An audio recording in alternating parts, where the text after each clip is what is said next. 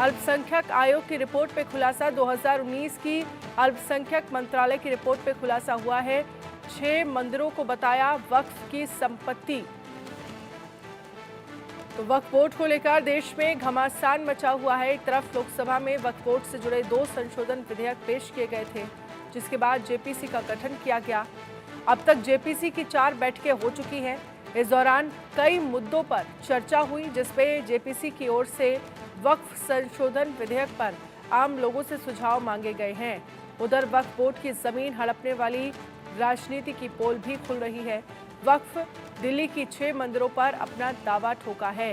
मंगोलपुरी के शिव शक्ति मंदिर, सनातन धर्म मंदिर, हनुमान मंदिर, स्वर्गाश्रम, शिवपुरी शिव मंदिर और पर वक्फ बोर्ड ने दावा ठोका है। तो ये 6 मंदिर है दिल्ली के, जिस पर वक्फ बोर्ड अपना दावा कर रहा है कि ये मंदिर जो है वो वक्फ बोर्ड की संपत्ति है। नसीरुद्दीन चिश्ती साहब हमारे साथ में मौजूद हैं, अजमेर शरीफ से आए हैं। सर, आप लोग अजमेर शरीफ से आए हैं, कितने लोग हैं और क्या क्या इशू आज आप लोग जेपीसी के सामने रखने वाले हैं? देखिए, मैं ऑल इंडिया सूफी तजानशीन काउंसिल के चेयरमैन के हैसियत से आया हूँ और मैं अजमेर दीवान से मुलाजिम साहब उनको उत्तर हूँ। हमारे साथ पूरा डेलीगेशन आया है। इसमें हर स्टेट से करीब लोग आए थे।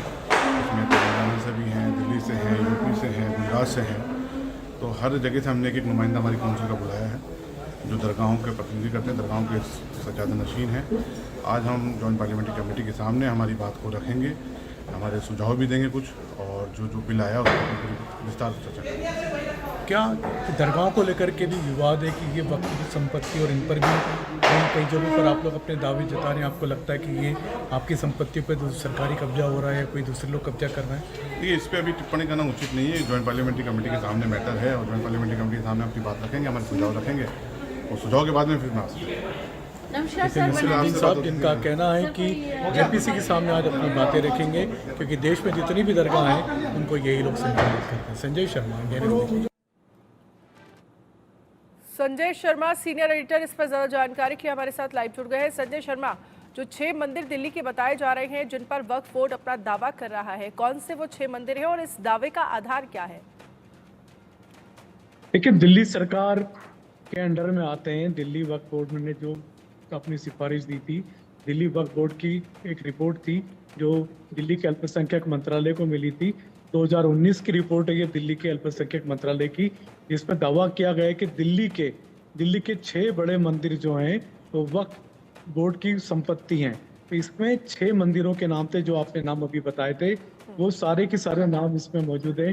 जैसे मंगोलपुरी का मंदिर भी, आर.के. पुरम का मंदिर भी है, सनातन धर्म का बड़ा मंदिर भी है, शिव मंदिर भी है। तो इसमें 6 ऐसे मंदिर हैं जो दिल्ली के बड़े मंदिर आते हैं और वक्फ बोर्ड का कहना है कि ये उनकी संपत्ति है। इसको लेकर के विवाद एक नया छिड़ गया दिल्ली में। इसको लेकर के दिल्ली सरकार के पास में फाइल आई हुई है। दिल्ली सरकार इस पर क्या फैसला लेती है वो देखना होगा, क्योंकि वक्फ बोर्ड ने अपना दावा पुख्ता ठोक रखा है। उसका कहना है कि ये वक्फ एक जब दिल्ली में लाया गया था उसके पहले ये वक्फ की संपत्ति थे, लिहाजा ये वक्फ की ही संपत्ति है। लेकिन अब मंदिर बन चुके हैं, मंदिर कायम है, वहाँ पर पूजा होती है, पूजा अर्चना की जाती है, तो लोगों की भीड़ जुटती है।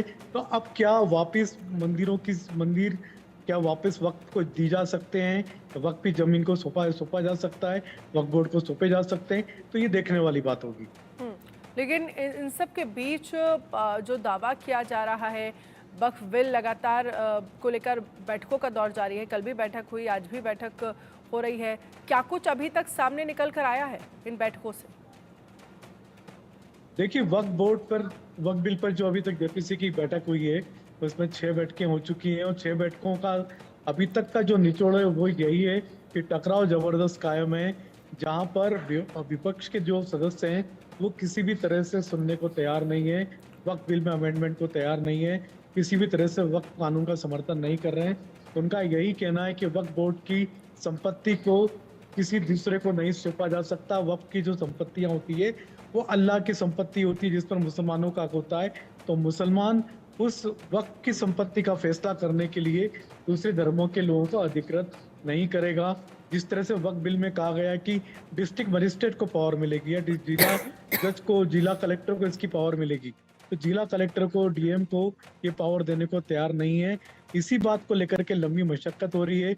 मुस्लिम समाज के जितने भी तरह के अलग अलग संप्रदाय हैं, फिरके हैं, अलग अलग इनकी जो समुदाय हैं, उन सबको बुला करके बात की जाती है। और आज हमने देखा आज किस तरीके से दरगाहों के प्रतिनिधि बुलाए गए हैं, राष्ट्रीय मुस्लिम मंच को बुलाया गया है, एक भारत राष्ट्र एनजीओ को बुलाया गया है, कल मुस्लिम पर्सनल लॉ बोर्ड को बुलाया गया था, पटना यूनिवर्सिटी के लॉ यूनिवर्सिटी के वाइस चांसलर को बुलाया गया था। तो सबने अपनी अपनी सबसे राय मशविरा की जा रही है। और इसके बाद में इन मीटिंगों का दौर खत्म होने के बाद देश के बड़े बड़े शहरों, मुंबई में, अहमदाबाद में, हैदराबाद में, चेन्नई और बेंगलोर जाकर के जेपीसी के सदस्य लोगों से मिलेंगे, उनसे वहां जाकर के उनकी राय मशविरा करेंगे। और उसके बाद में फिर जेपीसी अपनी रिपोर्ट देगा। संसद के जो शीतकालीन सत्र शुरू होना है, संसद के शीतकालीन सत्र के पहले सप्ताह तक जेपीसी को अपनी रिपोर्ट पार्लियामेंट को सौंपनी होगी। तो उसके बाद में वक्त बिल पर क्या फैसला लेती सरकार, वो देखना होगा। क्या अमेंडमेंट लाए जाते हैं या फिर वक्त बिल को उसी रूप में पारित कराने की कोशिश होती है। चलिए, शुक्रिया संजय तमाम जानकारी